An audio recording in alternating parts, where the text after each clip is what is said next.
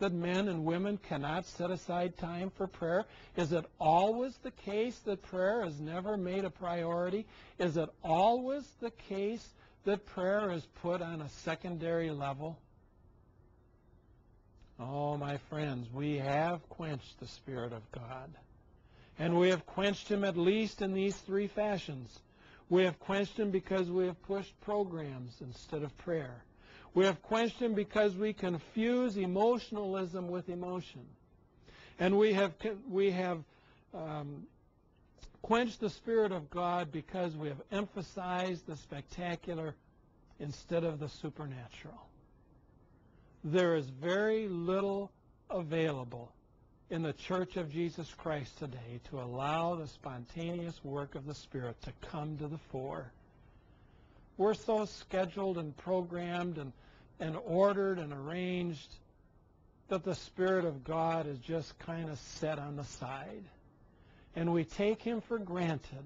We just automatically assume that all we have to do is show up and the Spirit of God will do his thing. My friend, it doesn't work that way. That's not how God works. That's not how the Spirit of God works. For you see, when you reject him and set him aside and you pour water upon him by emphasizing all of the other kinds of things that we do instead of the Spirit of God, he doesn't just automatically jump up like a jack-in-the-box. And that's how we've portrayed God and his Spirit, is by a jack-in-the-box. We wind him up and say, all right, Spirit of God, it's your turn now. And we kind of wind him up and say, okay, there, take your turn. No, my friend, that is not how God works. God is the sole priority and source, or he's not involved. If we don't place God first, and if we don't rely and rest upon the Spirit of God, then he lets us go our merry way. And oftentimes we think that we are going with God's blessing because things are going well. And all too often, that's the basis on which we determine whether or not we have God's blessing or not, is because things are going well. Money is coming in. People come to our spectacular programs. We have people to put them on and to display them. And we assume that because those things happen, God is in it. Not so, my friend. Not so. For you see, when you emphasize them instead of the Spirit of God, you've quenched his work. You have set him aside. You have put him in a secondary place. And the Spirit of God will have first place or no place. God will have either the priority or he will not be involved. There's no in between. There's no gray area. There's no little piece of God that somehow we get just a little bit of him. No, my friend, we have become great imitators of some of the things that the Spirit of God produces. We can have great excitement. We can have great joy. We can have crowds of people, and we assume that's of God, when in reality it's just something that we have produced through our own skill and ability. I would remind you of the great question that the Apostle Paul asked his believing friends in the book of Galatians. He said this. He says, having begun in the Spirit, are you made complete by the flesh? In other words, Paul was calling attention to these believing friends in the city of Galatia. He said this, you are trying to do what only the Spirit of God can do. You are trying to perform good works. You are trying to act and behave in a fashion which only the Spirit of God can produce. And I would ask you the same question today. Having begun in the Spirit, are you trying to be made perfect in the flesh? Having begun in the Spirit of God, are you trying to fulfill the call of God upon your church and upon your life by emphasizing the spectacular? By pushing programs? By quenching the Spirit of God?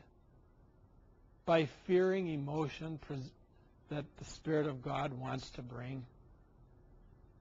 My friend, I believe the Church of Jesus Christ today is quenching the Spirit of God.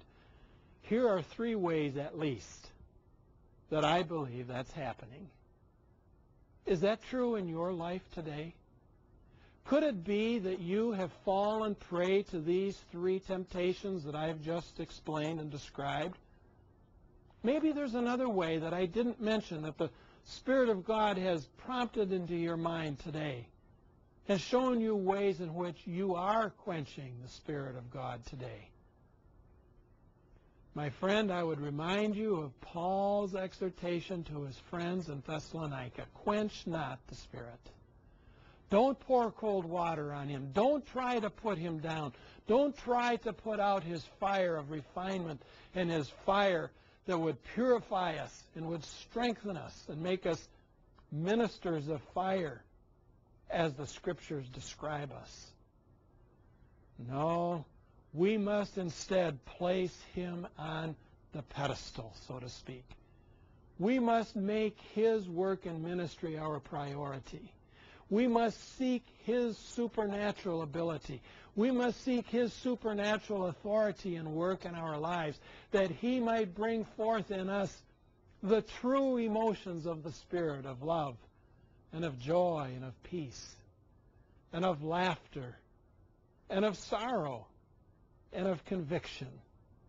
That we might permit the Spirit of God to bring forth in us a spirit and attitude of prayer, where we seek God's face for his work in our lives and in our churches and in our fellowship. Where we might seek instead the supernatural work of the Spirit of God in our lives and in our church fellowships, and rely upon him alone and not upon something that we manufacture. My friend, when we do that, then we will see the Spirit of God change us. Then we will see a watching world sit up and take notice. Then we will see those who are non-Christians who will say, there's God.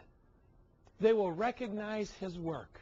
They will see his hand in our lives and in our fellowship as believers. I pray that the Spirit of God will apply these truths in your life today and cause you to seek his supernatural work in your life.